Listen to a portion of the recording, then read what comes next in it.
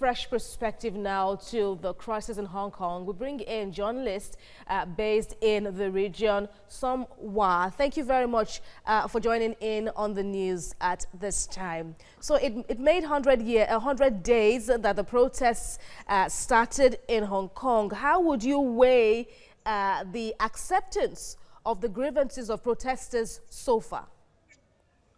Well, the unrest seems to be will continue for some time because the protesters have made 5 demands.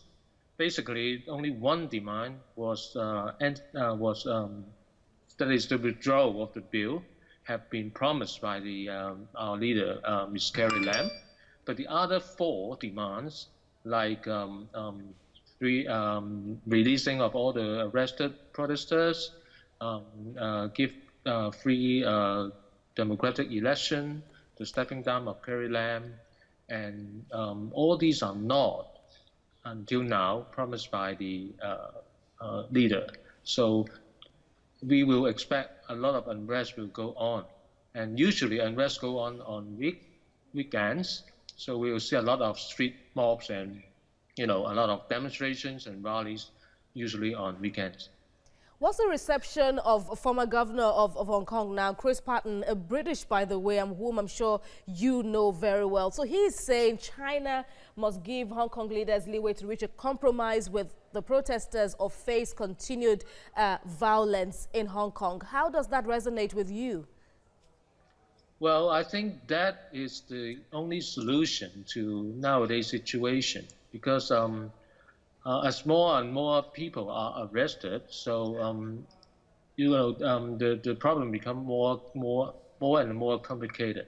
So and now, just now, the some student leaders and activists have gone to the United States to pass a special clause in the Congress, so that would put pressure on the Chinese government. So I would see only if the government compromise to a number of demands by the protesters.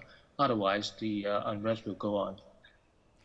Ms. Carrie Lam, the chief executive, will now launch dialogue office, so to speak, next week now to some of meet or liaise now with protesters and authorities. How is that being received? Well, it's kind of received as some of a public relations show rather than a real dialogue, because a real dialogue have not been so far conducted in any ways.